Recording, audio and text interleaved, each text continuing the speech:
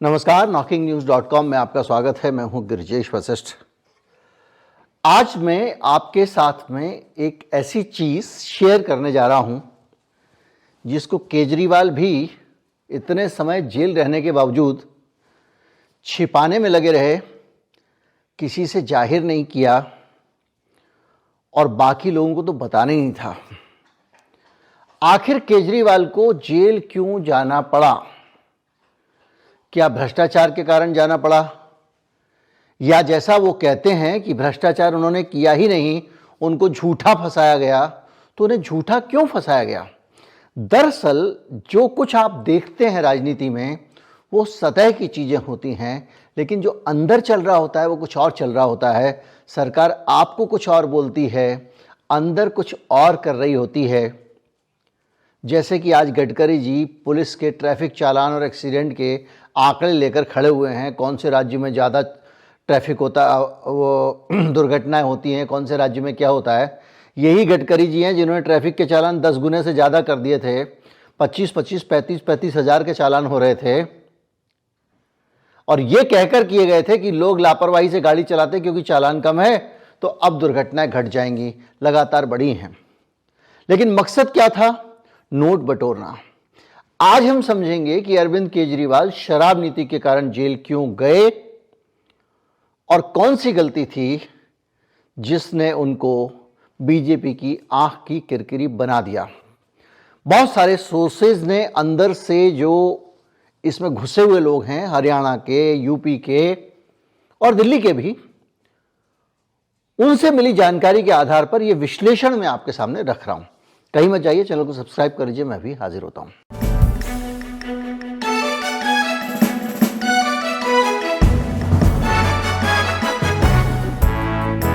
जब आप इस एनालिसिस पे जाते हैं कि अरविंद केजरीवाल अपनी एक्साइज पॉलिसी के कारण जेल क्यों गए और सिसोदिया जेल क्यों गए और दिल्ली की सरकार इस एक्साइज पॉलिसी में क्यों फंस गई, तो आपको इसकी बैकग्राउंड में जो कहानी चल रही है उसको समझना होता है।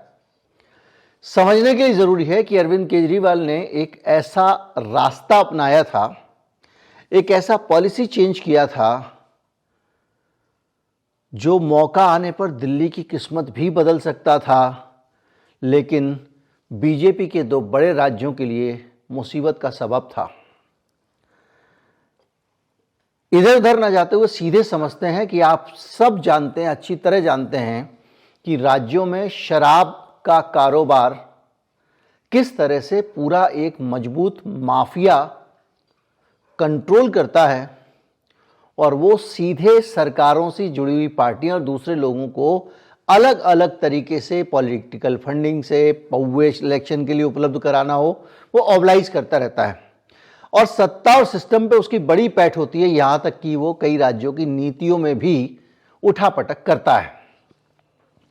केजरीवाल जो पॉलिसी लेकर आया, उस पॉलिसी से हरियाणा और दिल्ली, ये दो राज्य ऐसे हैं जो दिल्ली की सीमा से जुड़े हुए हैं और इन दिल्ली की सीमा से जुड़े हुए राज्यों का अच्छा खासा कारोबार सिर्फ शराब से चलता है। हरियाणा राज्य सरकार की जो कमाई है उसमें सबसे ज़्यादा योगदान शराब की कमाई का है और इसी तरह से उत्तर प्रदेश में भी शराब की कमाई का एक बड़ा योगदान है। तो केजरीवाल ने शराब की कमाई इनकी कैसे छीन ली, पहले इसको समझते हैं। दरअसल केजरीवाल अच्छी तरह से जानते हैं कि वो फ्रीबीज की राजनीति करके नोट कैसे कमा सकते हैं। केजरीवाल चीज़ें फ्री में देते हैं लेकिन उसको दूसरे तरीके से सरकार फ़ायदा उठा लेती है। जैसे बसों के अंदर औरतों को फ्री का यात्रा टिकट दिया। अब स्कूल कॉलेज जाने वाले बच्चे तो पहले भी बहुत रियायती दर पर ही चला करते थे और जो महिलाएं आमतौर पे वर्किंग नहीं हैं या जो थोड़ा सा हाई प्रोफाइल वर्किंग हैं, वो या तो कभी कभी घर से निकलती हैं या हाई प्रोफाइल वर्किंग वाली अपनी गाड़ियों से जाती हैं। बचा कौन? गरीब महिलाएं। अब अगर ईस्ट दिल्ली की किसी रीसेटलमेंट कॉलोनी से कोई महिला रोहिणी में काम करना जाना चाहती है, नौकरी ढूंढने जाना चाहती है, नरेला इंडस्ट्रियल एरिया जाना चाहती है, किसी फैक्ट्री में काम करना चाहती है, तो अगर उसको फ्री का ट्रैवल मिल जाता है तो उस महिला को काम करने के लिए अपने घर के आसपास से दूर जाने का मौका भी मिलेगा। तो ये तो हो गया महिला का फायदा। लेकिन केजरीवाल का फायदा क्या है? केजरीवाल का फायदा ये है कि ये जो इंडस्ट्रियल एरियाज हैं, नरेला हो, पटपड़गंज हो, बहुत सारे जो हैं दिल्ली में, उन पे आसानी से और सस्ती लेबर उनको मिल रही है। उनको पहले सस्ती लेबर नहीं मिल सकती थी, क्योंकि अगर कोई महिला कल्याणपुरी से, त्रिलोकपुरी से पूरी दिल्ली पार करके नरेला इंडस्ट्रियल एरिया में जाती है तो पैसे भी उतने ही मांगेगी। लेकिन अब अगर उसको फ्री की बस राइड मिल जाती है तो सस्ते में काम कर देती है। तो ये जो है इनडायरेक्ट तरीके से दिल्ली की इंडस्ट्री को सपोर्ट मिल रहा है, और दिल्ली की ये जो इंडस्ट्री है, छोटी इंडस्ट्री, ये सीधे सीधे दिल्ली सरकार के लिए रेवेन्यू जनरेशन का एक तरीका है। लेकिन ये सब काम, बिजली पे सब्सिडी, मैंने कल के वीडियो में आपको बताया था किस तरह केजरीवाल ने उससे पैसा बनाया, क्योंकि उसको महंगी बिजली नहीं खरीदनी पड़ती इस कारण। तो केजरीवाल को एक लालच आया। अभी तक उसने जो लोगों को फ्रीबीज दी थी, जैसे कि इलाज, जैसे कि शिक्षा, ये फ्रीबीज उसने दिल्ली की सीमा के अंदर दी थी। कुछ फ्रीबीज उसने ये सोच के भी दी कि भाई अगर मैं बच्चों को सीधे छूंगा, बच्चों को एजुकेशन अच्छी मिलेगी, सरकारी स्कूल में भी पीटीएम होगी, तो जो गरीब लोग हैं उनको लगेगा भाई हमारे बच्चों की ज़िंदगी बदल गई, तो सीधा वो केजरीवाल को पसंद करने लगेंगे। मैंने कल आपको बताया थी 10 से 12-15 हज़ार रुपये महीने की बचत सीधे है अगर आप दिल्ली में रहते हैं तो, अलग अलग चीज़ों को मिलाकर। तो वो लोग भी केजरीवाल से कहीं दूर नहीं जाएंगे। तो ये पूरा जो आइडिया था, इसमें एक तो पॉलिटिकल मकसद था वोट कमाना, दूसरा था नोट कमाना, यानी सरकार की कमाई करना। लेकिन अभी तक ये सारा काम जो कर रहे थे ना, नोट बटोरने वाला, ये दिल्ली की सीमा के अंदर कर रहे थे। इस बार इन्होंने बड़े पंगे ले लिए और ऐसा डिसीजन लिया जो सिर्फ दिल्ली नहीं, दिल्ली के आसपास के लोगों को भी प्रभावित करता था। कैसे? आप अगर गुड़गांव में रहते हैं और अगर आप दिल्ली से आपका आना जाना है या दिल्ली में रहते हैं, तो बड़ी संख्या में दिल्ली में ऐसे लोग हैं जो शराब नियमित पीने वाले लोग हैं। वो कोशिश करते हैं कि गुड़गांव से बोतल मंगवा लें। वो लोग कोशिश करते हैं क्योंकि हरियाणा में शराब सस्ती है तो फरीदाबाद से बोतल वगैरह मंगा लें, क्योंकि दिल्ली में महंगी मिलती है। ये प्रक्रिया हुआ करती थी और केजरीवाल को लगा कि अब अगर मैं सस्ता कर देता हूं दिल्ली में शराब, तो हरियाणा और यूपी जो यहां से पैसा ले जा रहे हैं, जम के रेवेन्यू यहां आ जाएगा, सब लोग दिल्ली से शराब खरीदेंगे। अभी तो 10-15% का अंतर पड़ता है, 20% का अंतर पड़ता है हरियाणा से खरीदने पे। केजरीवाल जो पॉलिसी लेकर आया, उस पॉलिसी में उसने कॉम्पिटिटिव सिस्टम कर दिया कि ठेकेदार जितनी सस्ती चाहे बेच सकते हैं। नतीजा ये हुआ, एक के साथ एक बोतल फ्री मिलने लगी। जो बोतल यूपी में 3,000 रुपए की है, वो बोतल दिल्ली में 1,000 की हो गई, और उस 1,000 के साथ भी एक के साथ एक फ्री।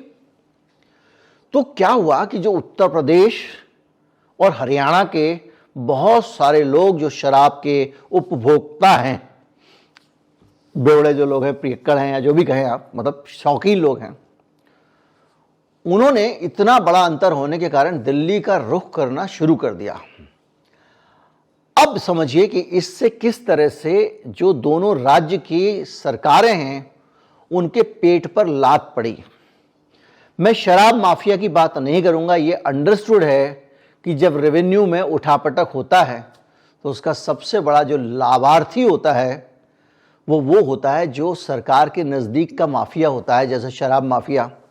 जो लोग शराब के ठेके लेते हैं, सेटिंग करके पैसे पहुंचाते हैं, बोतल पौए पहुंचाते हैं इलेक्शन में, वो लोग अपना धंधा ठप होते हुए देखना नहीं चाहेंगे। उस वक्त हालत ये थी कि नोएडा की शराब की दुकान पे पूरे दिन में एक ग्राहक भी नहीं आता था। और ऊपर से हाल ये था कि दुकानदार से किसी ने खरीद ली और उसको याद आ गया कि भैया दिल्ली में सस्ती है, तो कहता पैसे वापस कर दो, मुझे नहीं लेना। ऐसी घनघोर बेइज्जती हो रही थी उत्तर प्रदेश की। अब आते हैं कि यूपी पे इससे क्या फर्क पड़ता है, हरियाणा पे इससे क्या फर्क पड़ता है, तो थोड़ा आंकड़ों का अवलोकन कर लिया जाए। 2024-25 में हरियाणा में 84,551 करोड़ रुपए, यानी 1 लाख करोड़ से 15,000 करोड़ ही कम बचा हुआ है।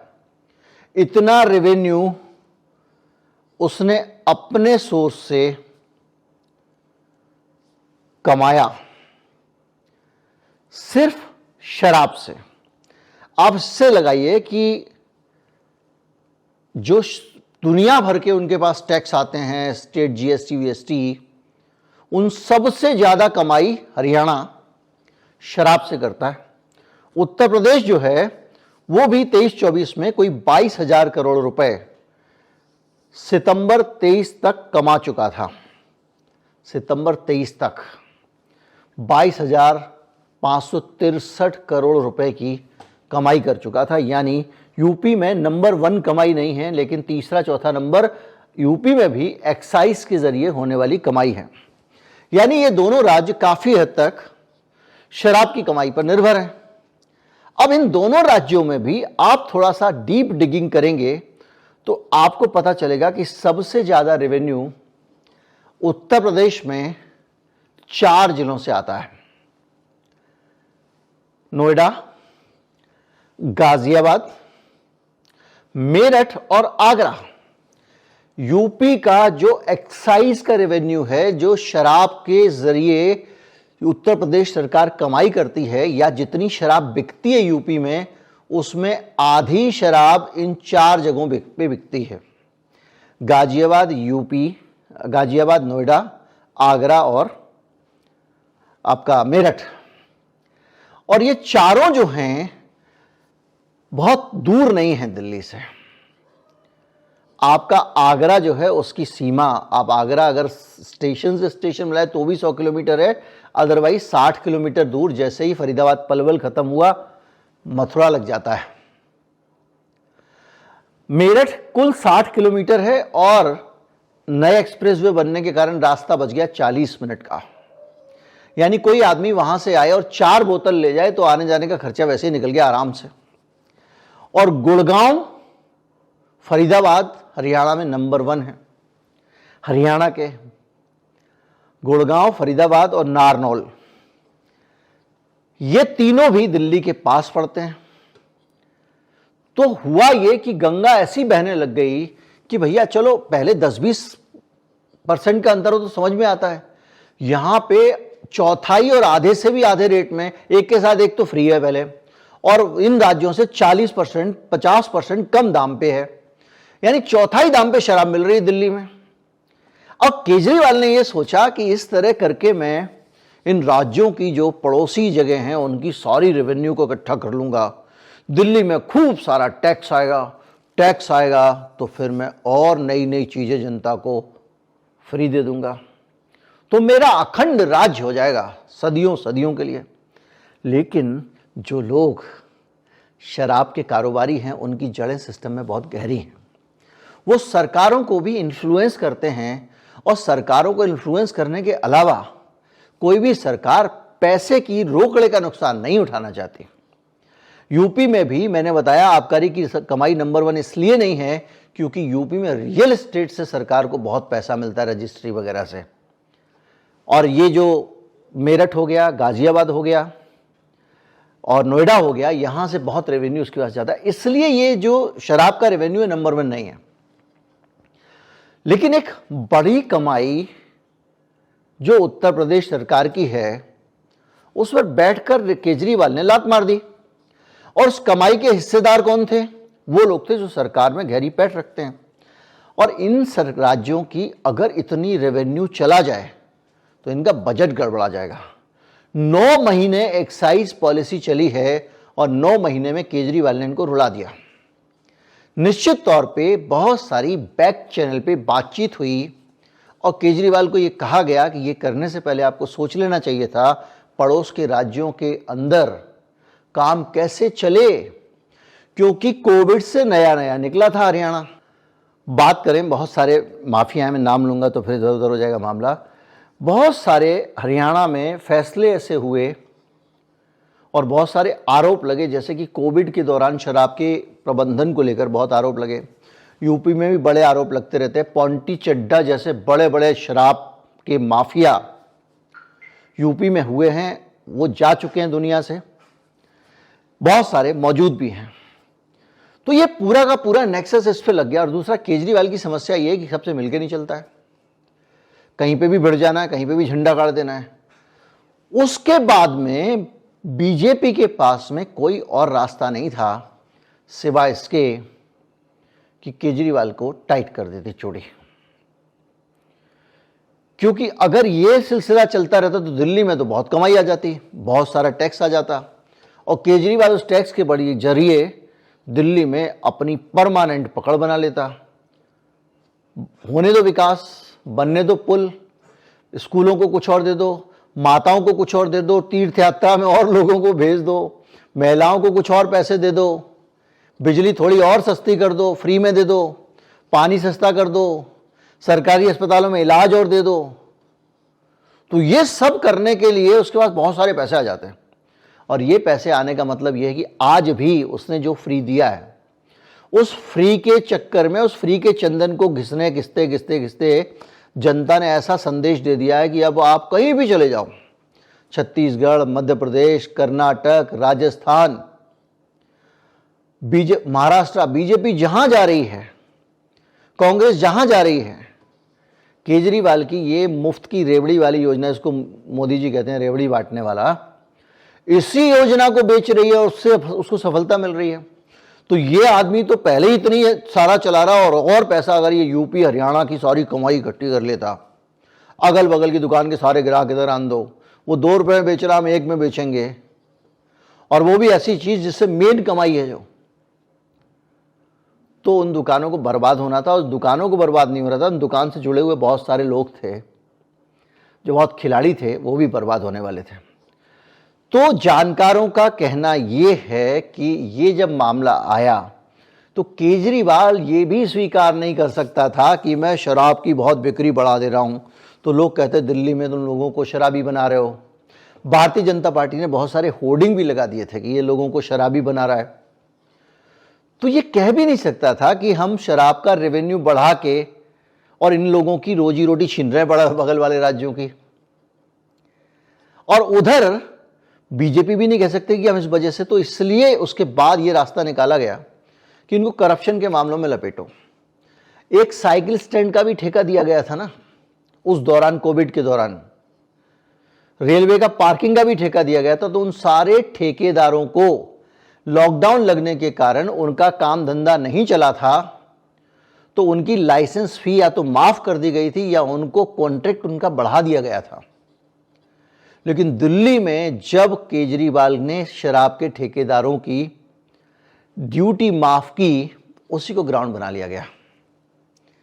तो अब आप समझे होंगे कि किस तरह से ये जो सरकारें हैं, ये जनता को कुछ भी दिखाएं, इनका मकसद अंदर ही अंदर नोटों की लड़ाई होता है। ये व्यापारी की तरह व्यवहार करते हैं, जिनको कि करना चाहिए जनसेवक की तरह व्यवहार। और इसीलिए आज संसद में सावरकर पे बहस हो रही है। अरे यार, सबको पता है सावरकर क्या था, और भारतीय जनता पार्टी तो चाहती है बार बार कि ये एक लोगों को पता चले कि संविधान को मिटा के एक नई वैकल्पिक व्यवस्था बन सकती है और संविधान का रिव्यू हो सकता है। केसी सुदर्शन इनके बयान दे चुके हैं, अभी हाल में कई नेताओं ने दिए। 400 पार आई तो इस बार संविधान बदल देंगे, याद कीजिए इस लोकसभा चुनाव में। और सावरकर भी यही चाहते थे। तो ये तो पूरा का पूरा जो बीजेपी का इकोसिस्टम है, उनके भक्त वगैरह, वो तो पक्का कहेंगे नहीं जी अब तो संविधान बदलने चाहिए, और संविधान के खिलाफ उनका मानस बन जाएगा। तो इस फालतू की बहस, एकेडमिक बहस जो यूनिवर्सिटीज वगैरह में होना चाहिए, वो संसद में हो रही है। और जनता से जुड़े हुए बेसिक मुद्दे जो हैं, उनका हल निकालना कोई पॉलिटिशियन चाहता ही नहीं है, सब अपने में लगे हुए हैं। क्योंकि जो पॉलिसी आज ये लेके चल रहे हैं, वो पॉलिसी कोई और पार्टी लाई थी, ये सब आपस में मिले रहते हैं। बहरहाल, ये जो रुपये की लड़ाई थी केजरीवाल की, जिसके कारण उनको जेल तक जाना पड़ा, उसकी तस्वीर आपको काफ़ी हद तक क्लियर हो गई होगी। अगर केजरीवाल की इस पॉलिसी को नहीं रोकती सरकार, जो बाद में केजरीवाल को भी समझ में आया गलती हो गई है, तो आप सोचिए आज हरियाणा का क्या होता, आप सोचिए यूपी का क्या होता। और जो माफिया जो पूरा इतना सारा इन पार्टियों को पैसे देता है, चंदे देता है, पौवे क्वार्टर देता है, वो माफिया किस तरह से इन राजनीति, सिर्फ प्रदेश नहीं, पॉलिटिकल पार्टियां भी कंगाल हो जाती हैं। उम्मीद करता हूं कि पूरी कहानी पहली बार आपने जानी है। ये व्यक्तिगत तौर पे किसी ने कहीं से सुन ली हो तो अलग बात है, तो दोस्तों तक भी पहुंचाएं, शेयर करें। नमस्कार, जय हिंद।